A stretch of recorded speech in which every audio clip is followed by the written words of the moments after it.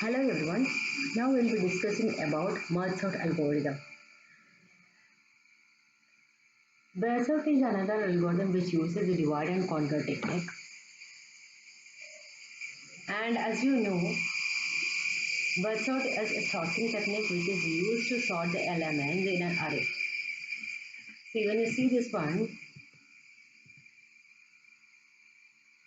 see it uses mainly three steps needed with this, that is divide, conquer and combine. Okay. Divide the unsorted array list into two sublists of about half the size. Conquer sort each of the two sublists recursively until we have list sizes of length 1, in which case the list items are returned. And the other one is combine. Join the two sorted sublist into one sorted list. Okay. So these are the three things which is used in the merge sort algorithm. So we'll discuss with an example. I can see this one, right?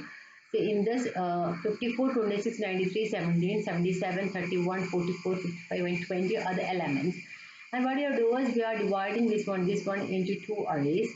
That is two halves. That is till 17 will be 1 and from 77 onwards another 1. Now this one again is divided into 54, 26, 93, 17, 77, 31, 44, 55, 20 and this one will be again divided. And so we got the different house. What we will do is now we will merge. See 54, 26. We will sort it in the merged array. 26, 54, 17, 93, then 31, 77, 20, 55. Okay. Now 17, 26, 54, 93. Okay. And 31, 77, 20, 55. This will be again converted. So you can see here this 20, 55 and 44 will be sorted as 20, 44 and 55. And 31, 30, 77 will be like 20, 31, 44, 55, 77. Then again we are combining. That is, you are merging at the end. We will divide this one. Again we will merge. So this is the step that we have to do in the merge sort. Now this is algorithm for this. If R is greater than L, what you have to do? Midpoint we are finding out. Then we are again calling the merge sort algorithm till M. So that is the M is the middle value. Then we are calling the merge sort algorithm for the second half, that is from M plus 1 to R. Merge the two halves in the sorted array and you will get A, L, M, R. So this is the way you have to call the merge sort. So this is merge sort and this is merge. So merge sort is for dividing this one into subarrays and merge is for combining these two. So these two algorithms are required in this. We'll see merge first. So see, this is an array, B is an array which is declared as the same size of A and I less than or equal to Q and J less than or equal to R. If A of I is less than A of J, B of K plus 1 is equal to B of I plus 1, A of I plus 1. And means we are comparing these two. If it is less means what? We are putting that one in the B array. A of I we are putting it. Otherwise A of J we are putting it. That is the same thing we are doing. We are comparing two arrays. Two arrays elements we are comparing and lesser value we are putting in the B array.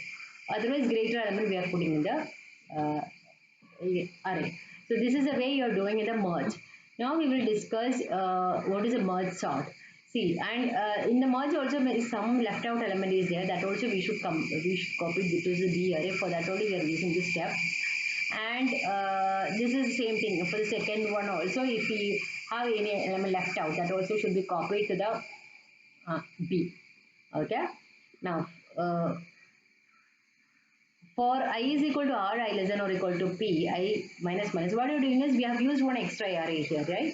That the same array we are copying this one to the other array that we have used, that is the A array. So that you will be displaying the A array only to the users.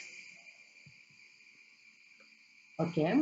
Now T of n is equal to Z if n is less than or equal to n. That is if only one element merge sort doesn't require any time, right?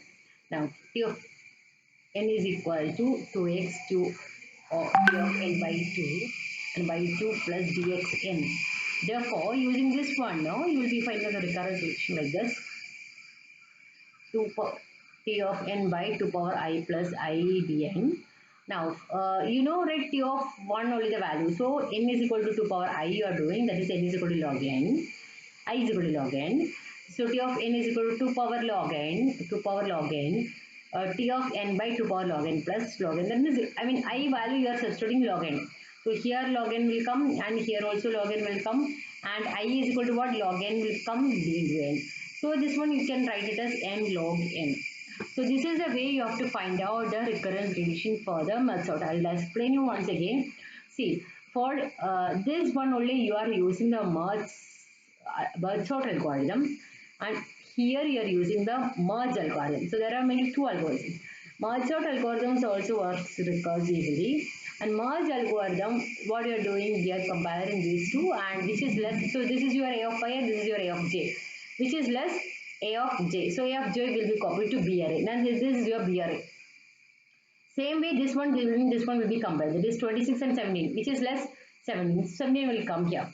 Now we will come at 26 and 93. So which will come here?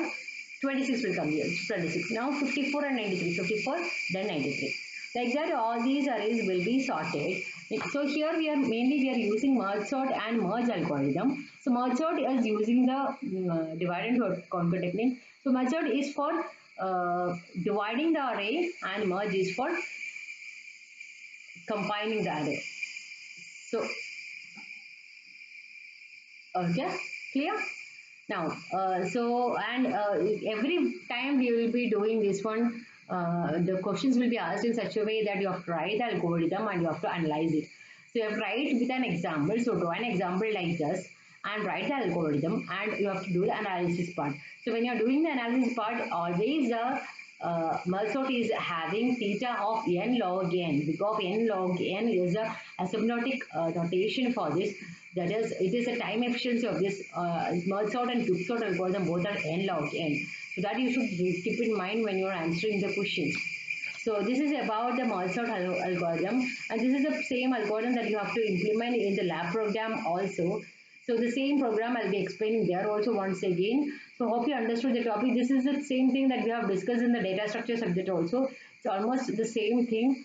Only thing is we are using the analysis part in this. Hope you understood this one. Thanks for watching. If you have any doubt, you can ask me directly. Otherwise, you can solve this analysis part by yourself, and try to solve it by yourself before attempting the exam, so that it will be easy for you to remember it when you are doing it. That's all for today. Thank you.